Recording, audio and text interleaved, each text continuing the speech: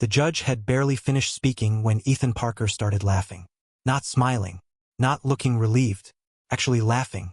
"I won," he said, leaning back in his chair. Across the courtroom, his wife didn't move. She simply sat there, staring at the divorce papers in front of her. Her name was Sophia Parker, and in that moment, she looked like she had lost everything. The house, the company's shares, most of their savings. Even custody of their little daughter had been delayed because of legal complications. Ethan stood and adjusted his expensive suit. "I told you this would happen." Still, Sophia said nothing. Then he added the words he would regret for the rest of his life. "You should have remembered who made you." Several people in the courtroom looked uncomfortable. Sophia slowly lifted her eyes. For 10 years she had helped him build his business. She worked nights, missed birthdays, took care of their daughter while he chased bigger deals. And now he was smiling as if she had never mattered. Then Ethan laughed again. He never noticed the older man standing near the back of the courtroom. A man in a black suit. A man watching everything. A man whose face had suddenly become cold. Sophia noticed him immediately. Her heart stopped. "Dad." Every head turned. Ethan frowned. "Dad." The older man slowly walked forward. The entire courtroom became silent. Judge Harold Benson straightened in his chair. He knew exactly who that man was. Everyone did. William Bennett, the billionaire founder of Bennett International. One of the richest men in America. A man who owned hotels, banks, and technology companies on 3 continents. And he was Sophia's father. Ethan's smile disappeared. "No." William stopped beside his daughter. His voice was calm. "Are you all right?" Sophia's eyes filled with tears. "I am now." The billionaire looked at the divorce papers. Then at Ethan. "You seem happy." Ethan swallowed hard. I didn't know she called you." Sophia looked confused. "I didn't." William nodded. "I came on my own." Silence. "I wanted to see the man my daughter gave 10 years of her life to." Nobody moved. Then he looked at Ethan. "I've seen enough." Ethan suddenly looked nervous. "Mr. Bennett. This is a misunderstanding." The billionaire's expression didn't change. "Is it? I loved your daughter." William looked around the courtroom. Interesting way of showing it. The judge remained silent. Even he wasn't about to interrupt. William turned to Sophia. "Why didn't you tell me things had become this bad?" She looked down. "Because I didn't want you fixing my problems."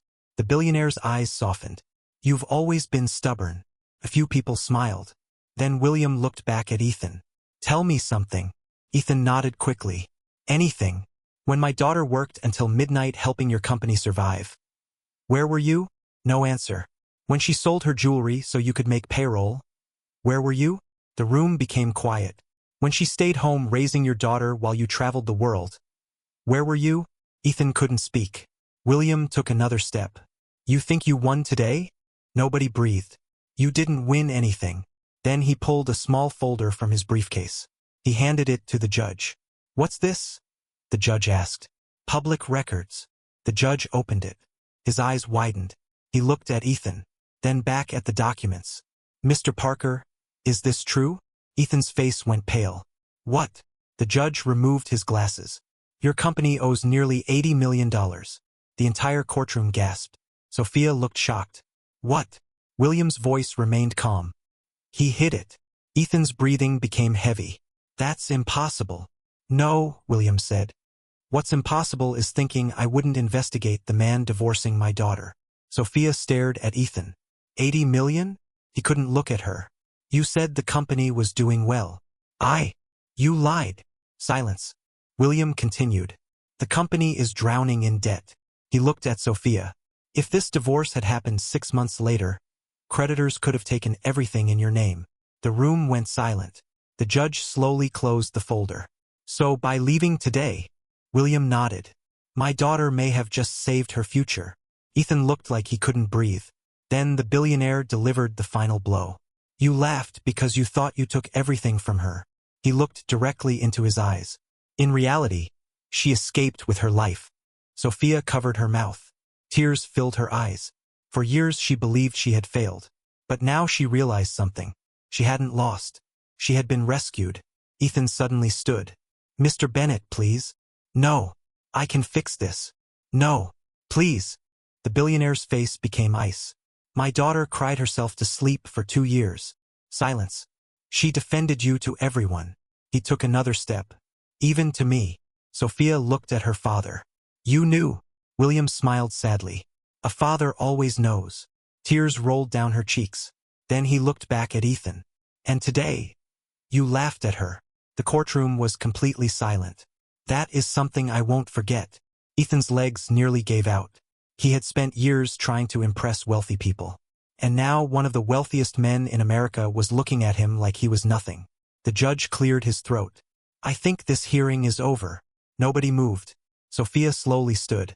For the first time all day she looked lighter, as if someone had removed a heavy weight from her shoulders. William offered his arm. Come home. She looked surprised. Dad. Your room is still there. Tears filled her eyes again. I'm 34. He smiled. You'll always have a room. She laughed through her tears. As they reached the courtroom doors, Ethan spoke. Sophia. She stopped. For a moment nobody moved. Then he said quietly, I'm sorry. She looked at him. The man she had once loved. The man she built dreams with. The man who had laughed at her pain. She smiled sadly. I know. You forgive me? She thought for a long moment. Then nodded. I forgive you. Hope appeared on his face. Then she added, but I won't come back. The hope disappeared. Because forgiveness and second chances are not always the same thing. She turned and walked away beside her father. Outside the courthouse, dozens of reporters waited. Cameras flashed. Questions flew. Mr. Bennett, will you help your daughter financially? Did Mr. Parker deceive her? What happens next? William looked at his daughter. Then he smiled. What happens next is simple. He placed an arm around her shoulders. My daughter gets her life back.